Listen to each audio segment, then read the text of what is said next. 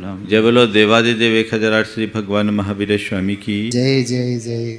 ऐसा परमो धर्म की जय जय जय। पूज्य आचार्य गुरुवर श्री विद्यासागर जी महाराज की जय जय जय जय। बोलिए परम पूज्य मुनिवर श्री प्रमाण सागर जी महाराज की जय जय जय। मुनि संघ की जय जय जय। एक बार सागर से किसी ने कहा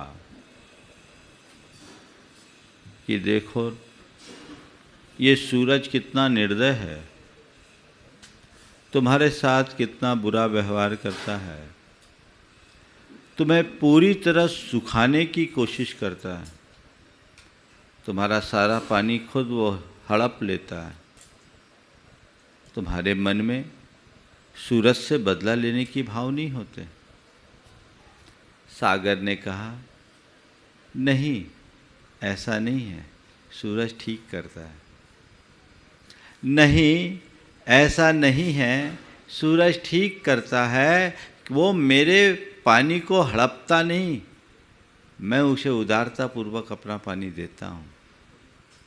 वो मेरे पानी को हड़पता नहीं, मैं स्वयं उदारतापूर्वक अपना पानी उसे प्रदान करता हूँ और वो मेरे पानी का खारापन मिटाकर उसे वापस बरसाता है और मुझे वहाँ पहुँचा देता है जहाँ की मेरी ज़रूरत है, क्योंकि मैं खुद अपने भीतर सूखी धरती को हरा करने की क्षमता नहीं रखता। वहाँ तक जाने की मेरी सामर्थ्य नहीं है, क्योंकि मैं नीचे हूँ, धरती ऊपर है। लेकिन सूरज मुझ पर बड़ी कृपा करता है कि मेरा पानी लेकर मुझे शुद्ध बनाकर वापस मुझे प्रदान करता है और इस प्रदान करने के क्रम में सारी सृष्टि का हित भी कर देता है। इसलिए मैं सूर्य को धन्यवाद देता हूँ कि तुम मेरे साथ जो कुछ भी कर रहे हो वो मेरे और जगत के भले के लिए कर रहे हो। कितना ऊंचा दृष्टिकोण है सागर का। क्या ऐसा दृष्टिकोण रखा जा सकता है? प्रकट रूप में देखा जाए तो स्पष्ट दिखता है कि सूरज सागर को सुखाता है, सोखता है, उसके पानी को सोखता है। एक प्रकार से देखा जाए तो समुद्र का खून चूस रहा है। लेकिन ऐसे सूर्य के प्रति भी सागर का इतना उदार दृष्टिकोण कोई सामान्य बात नहीं है।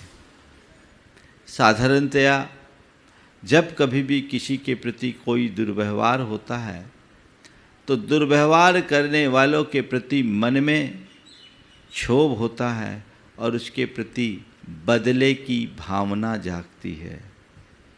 व्यक्ति बदला लेने के लिए तुल जाता है, उससे बैर बांध लेता है।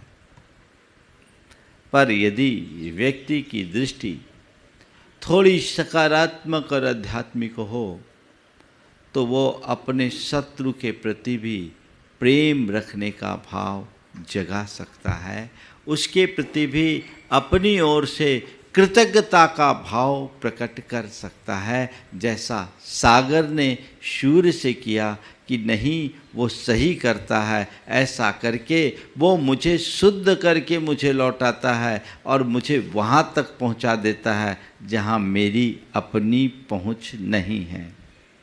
अपने मन से पूछो, तुम्हारे मन में क्या भाव आता है? तुमसे कभी किसी ने कुछ बुरा किया तो उसके द्वारा बुरा किए जाने के बाद तुम्हारा मन तुम्हें क्या कहता है? उस व्यक्ति के प्रति तुम्हारे मन में कैसे भाव होते हैं? उसने मेरा बुरा किया, मैं मौका देखूंगा, बदला लेके रहूंगा, उसे छोड़ूंगा नहीं।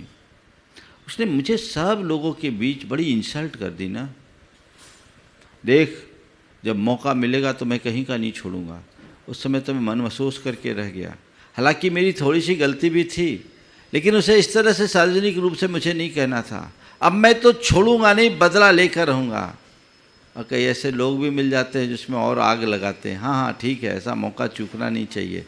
जब मौका आए अपन को ज़रूर बदला लेना है, क्योंकि उसने सब लोगों के बीच तुम्हें जलील किया है। हाँ मुझे जलील किया है, मैं भी उसे उसकी औकात का पता लगा दूंगा।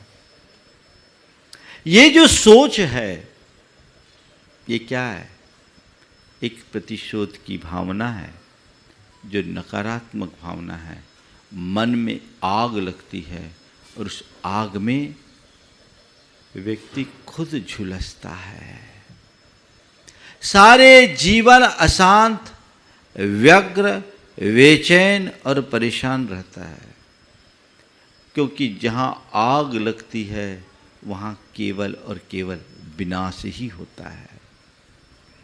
बदला लेने की भावना, प्रतिशोध की भावना मनुष्य के मन में बैर भाव की वृद्धि करती है, और जिसके हृदय में बैर भाव की वृद्धि होती है वो अपने जीवन की प्रगति कभी नहीं कर सकता, क्योंकि प्रतिशोध मनुष्य की प्रगति में सबसे बड़ी बाधा है।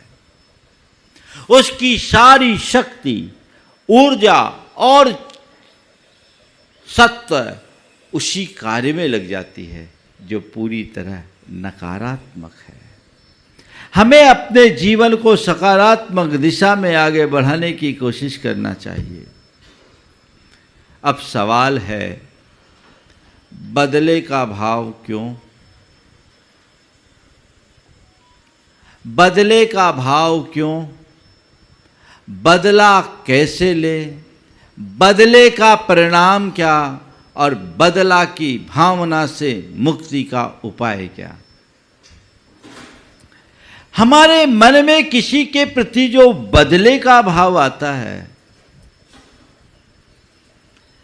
यथार्थ देखा जाए तो ये सब हमारे अहम की परिणति है। किसी व्यक्ति ने ईर्ष्यावश, द्वेषवश, क्रोधवश, कामवश हमारे साथ कोई दुर्व्यवहार किया, हम उससे प्रभावित हो गए, और प्रभावित होते ही मन में गांठ बन जाती है, प्रतिशोध की ज्वाला जलने लगती है कि अब इसका बदला मैं लेकर रहूंगा, उसे मैं छोड़ूंगा नहीं, अब उसकी खैर नहीं। ये वैर है, चलता है। ऐसा क्यों? मनुष्य के भीतर का अहंकार उसे बड़ा रूखा बना देता है, वो उसके व्यवहार को बिल्कुल विचित्र बना देता है, माफ करने की स्थिति उसके अंदर कभी उत्पन्न नहीं होने देता। और ऐसा करके क्या करता है? वो अपना ही नुकसान करता है। हमने किसी को अपना शत्रु माना, उसके साथ बैर बांध लिया, उसके प्रति बदला लेने का भाव अपने मन में जगाया,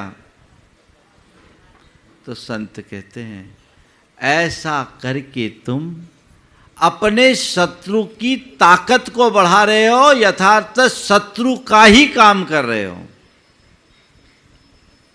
जिसे तुम अपना शत्रु मान रहे हो, उसे शत्रु केवल इसलिए मान रहे हो कि उसने तुम्हारा नुकसान किया, तुम्हें नुकसान पहुंचाया, तुम्हारा अहित किया, तुम इस वजह से उसे अपना शत्रु मान रहे हो।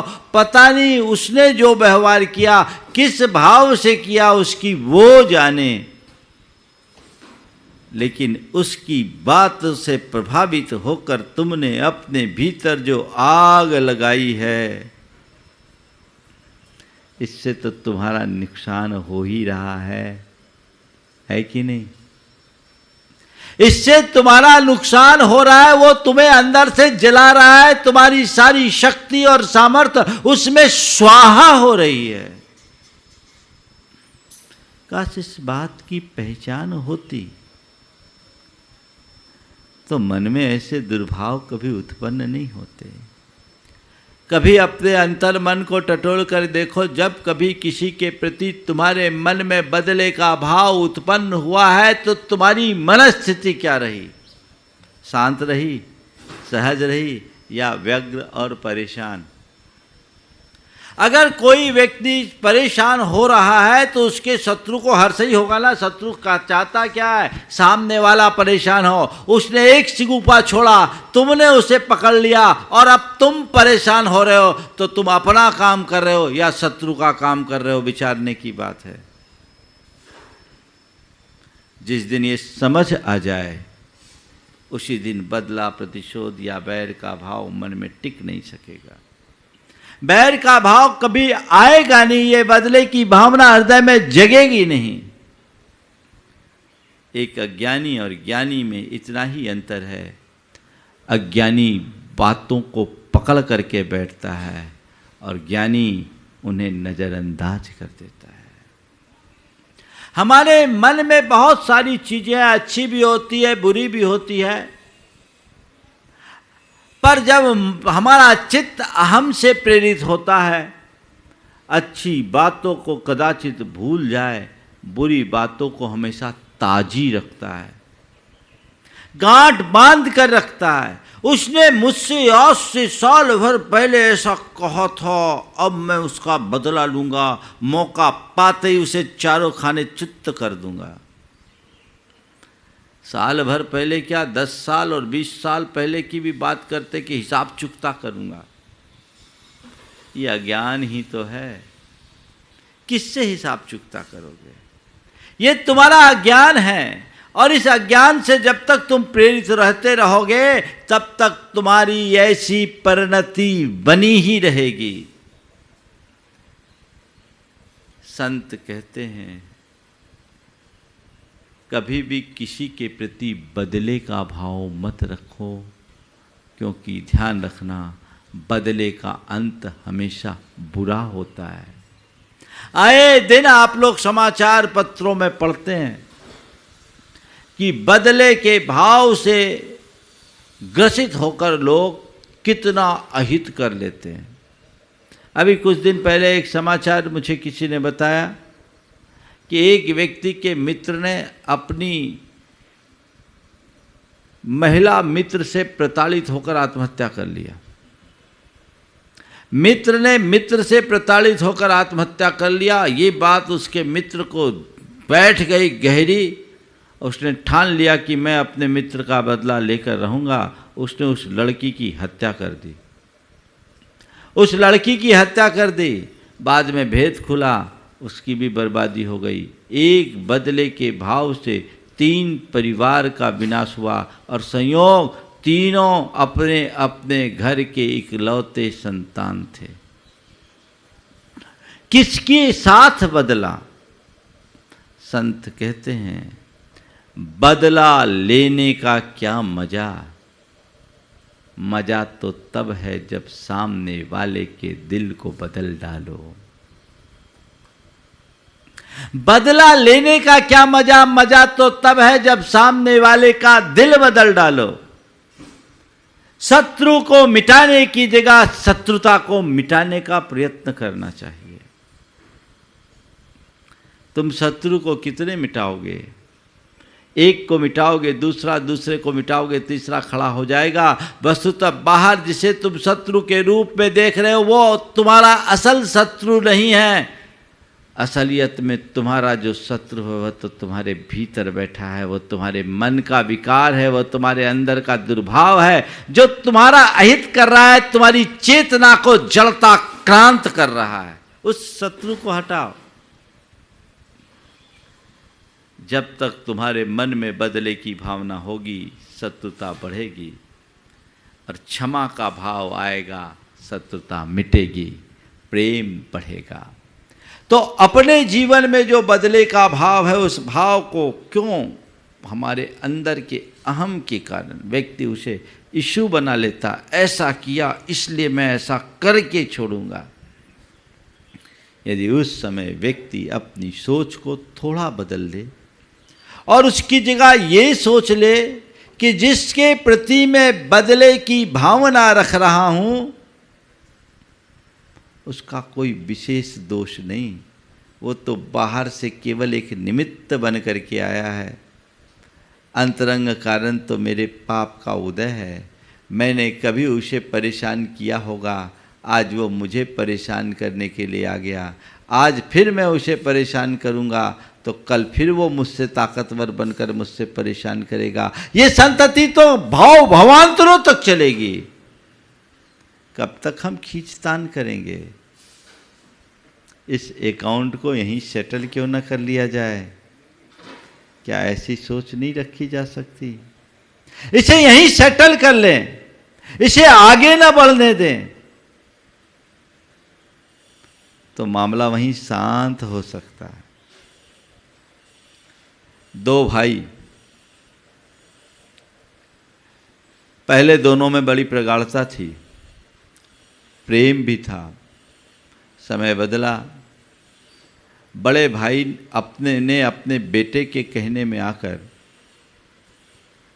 छोटे भाई के साथ धीरे धीरे दुर्व्यवहार करना शुरू किया, और दुर्व्यवहार करते करते करते एक दिन उसे अलग ही कर दिया।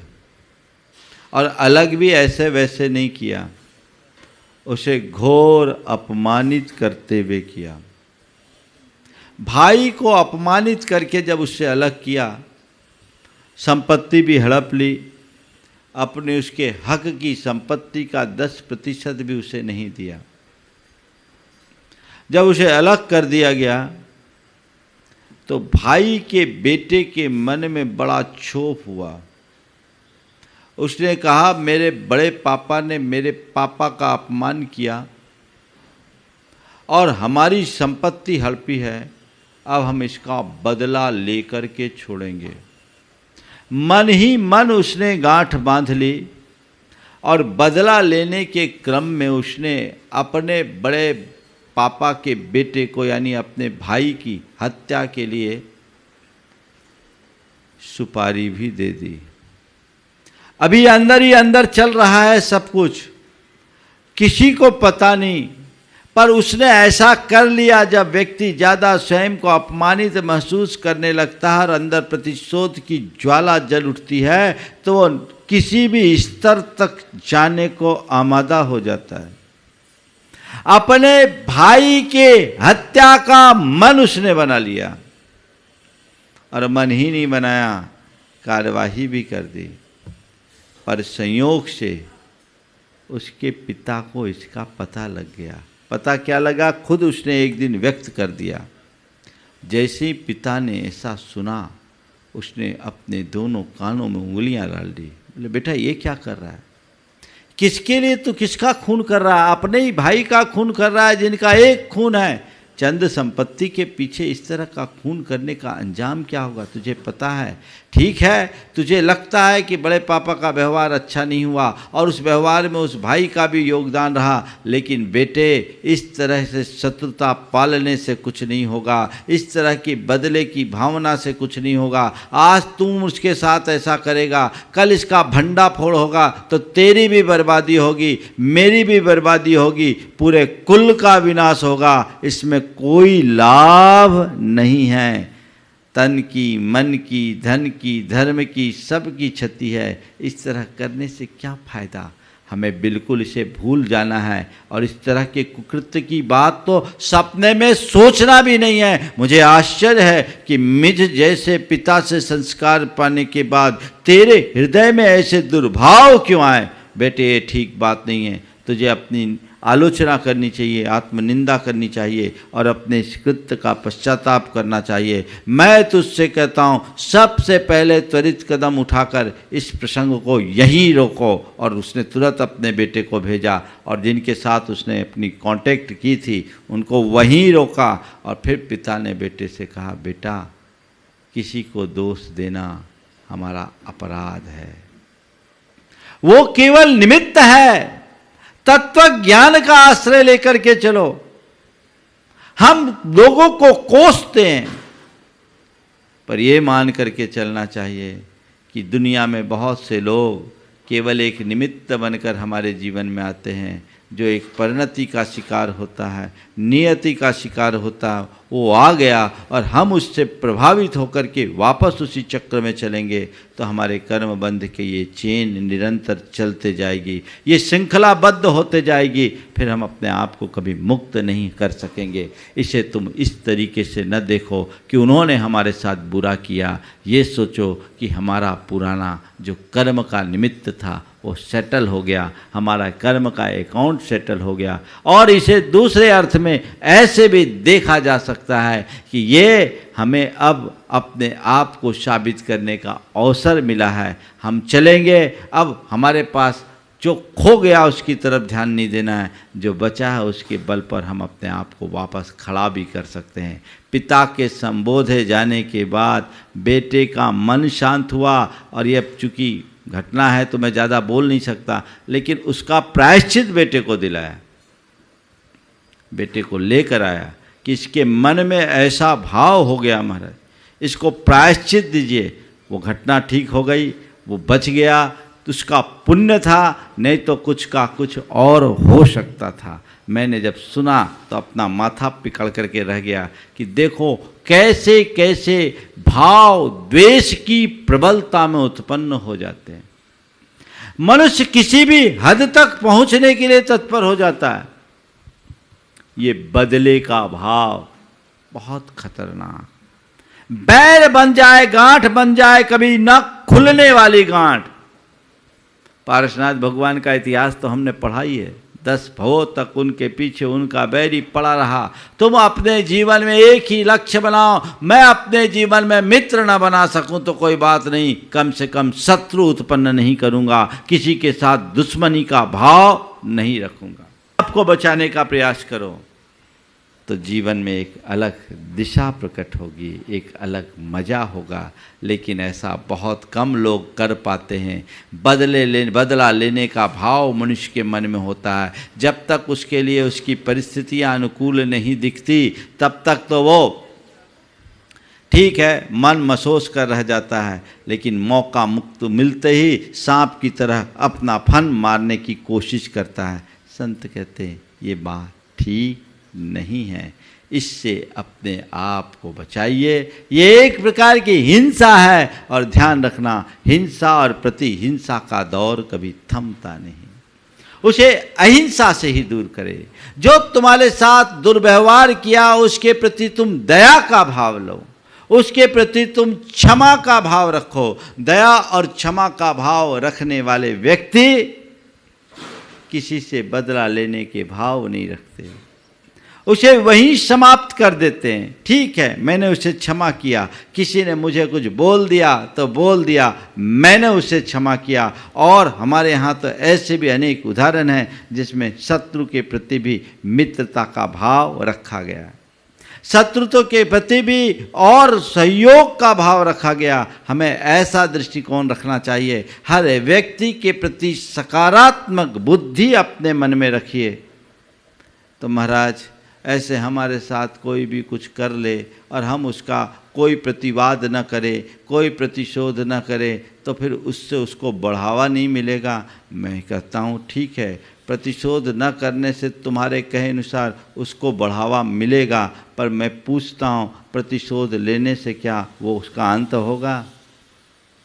आग में घी डालोगे तो आग बढ़ेगी या बुझेगी? हाँ, बढ़ेगी ना।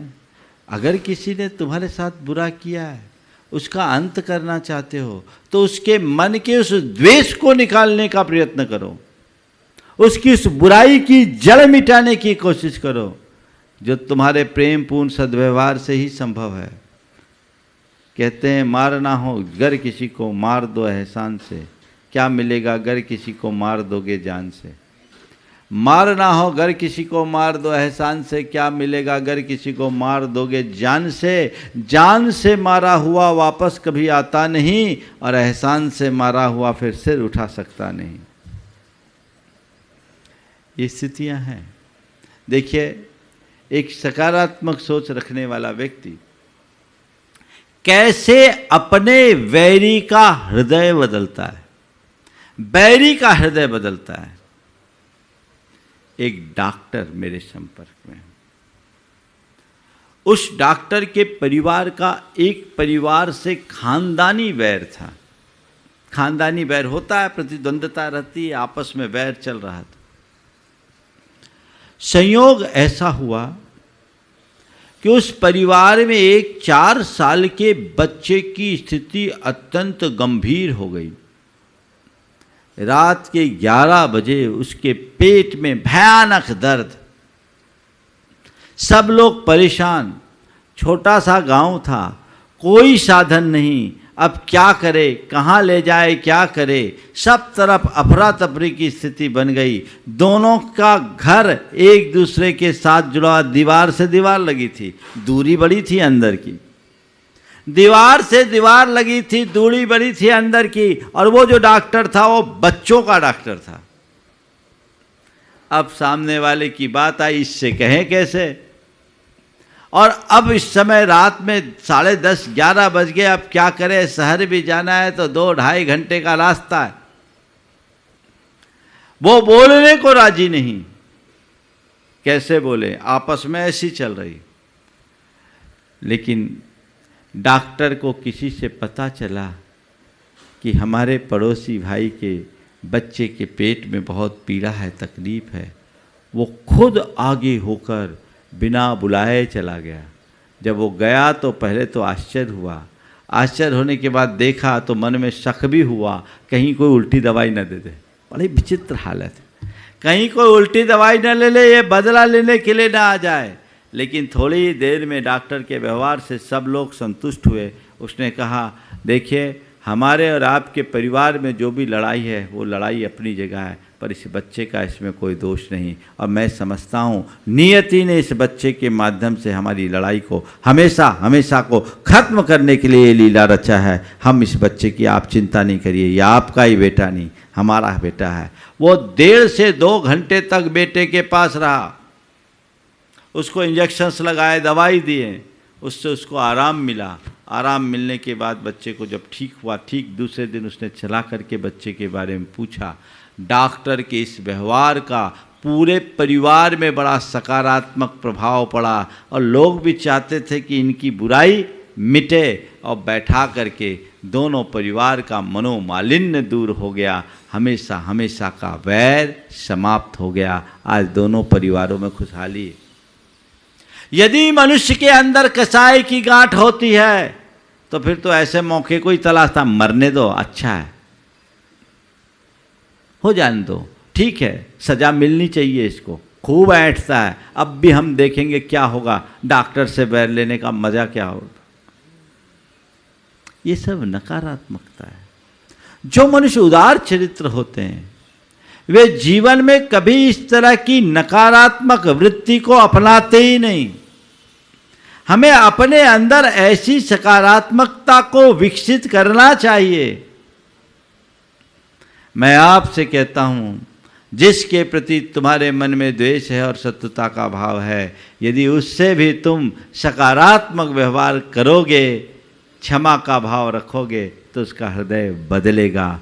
तो बदला लेना है या बदलना है, आपको तय करना है। बदला लेने में बैर बढ़ेगा और बदल डालने में प्रेम। तय तुम्हें करना है, क्या चाहिए, बैर या प्रेम, बैर या प्रेम। बदला कषाय से आविष्ट होकर के व्यक्ति अपने अहंकार से प्रेरित होकर के करता है, बदला का परिणाम सर्वनाश हो जाता है। और यदि हम हृदय बदल दें तो जीवन बदल जाता है। ध्यान रखना, किसी से बदला लोगे भी तो उसका मजा केवल एक दिन का होता है, पर क्षमा कर देने का प्रभाव सारे जन्म भर चलता है। बदला लेने का मजा केवल एक दिन और क्षमा कर देने का मजा पूरे जीवन भर चलता है। तो क्यों ना हम जब कभी ऐसी स्थिति उत्पन्न हो तो हम किसी के प्रति बदला लेने का भाव न रखें। बदला नहीं लेना, बदलना। हाँ, इसका मतलब ये भी नहीं कि हमारे साथ कोई कैसा भी व्यवहार करते रहे हम उसके साथ वैसे ही बने रहें जैसे सामान्य दिनों में। नहीं, अगर कोई व्यक्ति तुम्हारे साथ दुर्व्यवहार करता है, किसी की विचारधारा तुम्हें विरुद्ध दिखाई पड़ती है, तो तुम उससे सतर्क रहो, सावधान रहो, उस पर भरोसा मत करो, उस पर विश्वास मत करो, लेकिन उसके प्रति मन में गांठ मत रखो, उसे हटा दो। अपने दिमाग में उसको बोझ मत बनाओ, क्योंकि वो तुम्हारा नुकसान करेगा। जीवन में सकारात्मकता को विकसित करो। एक भिखारी एक हवेली में भीख मांगने के लिए गया। बहुत देर से कह रहा था कि कुछ दे दो, कुछ दे दो, कुछ दे दो, 3 दिन का भूखा हूँ, कुछ तो दे दो। कहा गया यहाँ कुछ भी नहीं है, आगे जाओ, यहाँ कुछ नहीं, आगे जाओ। भिखारी भी ऐसा वैसा, कुछ तो दे दो, 3 दिन का भूखा हूँ। अब सेठानी को गुस्सा आया, देने को बहुत कुछ दे सकती थी, पर जिसने आज तक कभी कुछ दिया नहीं वो क्या देगा। और गुस्से में उसने फर्श पोंछने का पोतना उस भिखारी पर दे मारा, बोले ले, कुछ चाहिए तो ये ले ले। भिखारी ने अत्यंत विनम्रता से उस पोतने को उठाया और बिना किसी प्रतिक्रिया के सीधे वहाँ से भगवान के मंदिर में गया और उस पोतने से एक बाती बनाई, बाती बनाकर दिया जलाया और दिया जला के प्रभु से प्रार्थना की, हे प्रभु, जैसे ये दीप इस पूरे मंदिर को प्रकाश से भर दिया, वैसे ही उस सेठानी के हृदय को भी प्रकाश से भर देना, तो मैं कृतार्थ हो जाऊंगा। क्या ऐसा भाव हमारे मन में आ सकता है? जिसने मेरा बुरा किया मैं उसका बुरा नहीं करूंगा। अब बुरा किया उसका बुरा न करूं, ये बात तो बहुत दूर। जिसने अच्छा किया उसका भी बुरा करने में लोग नहीं चूकते। ये सब तब होता है जब मनुष्य के हृदय में दुर्भावनाएं बलती है। तो मन को सहज बनाए रखने के लिए अपनी सहनशीलता को बरकरार रखते हुए क्षमा की भावना को वृद्धिंगत करे, बदले का भाव खत्म होगा, माफ कर लेने की वृत्ति अपने हृदय में जगेगी।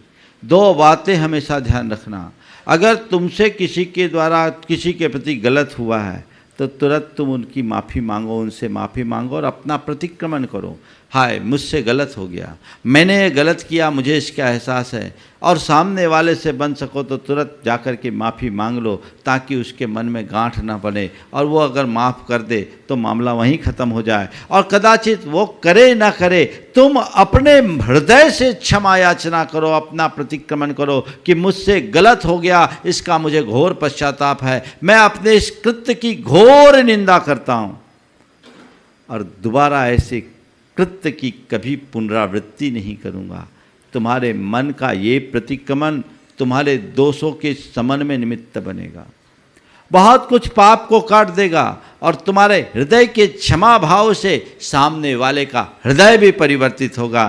तो वैर की संतति वहीं पर आकर के रुक सकती है और जीवन के विकास का क्रम बढ़ सकता है। पहला काम आप ये करें। और दूसरा, नित्य जिस व्यक्ति के हृदय में बहुत जल्दी उत्तेजना आती है और एक दूसरे के प्रति बदला लेने का प्रबल भाव होता है, छोटी छोटी बातों में बदला लेने का प्रबल भाव हो जाता है, ये स्कूली जीवन से ही शुरू हो जाती है, मारपीट से लेकर के आगे चल करके तो सारे रिश्ते नातों में, अड़ोस पड़ोस से और अपने परिवार के अड़ोस पड़ोस और समाज व्यवहार में भी लोग इस तरह के बदला लेने की भावना रखते हैं। उसमें आपस में रंजिश होती है, बैर भाव बढ़ता है और उसका परिणाम भयानक होता है। इन सब से अपने आप को बचाइए और ये 2 वाक्यों को नित्य दोहराइए। मुझे सहन करना है, मुझे सहन करना है, मुझे सहन करना है, मुझे क्षमा रखना है, मुझे क्षमा रखना है, मुझे क्षमा रखना है। सामने वाला तुम्हारे प्रति जितना बुरा हो तुम उसके प्रति उतना अच्छा रखने की बात सोचो। अगर इस परंपरा को ही समाप्त करना है तब, और ये बात मैं खासकर उन लोगों के लिए कह रहा हूं जिनके बीच आपको रहना है, उनके साथ इस तरह का काम कतई उचित नहीं।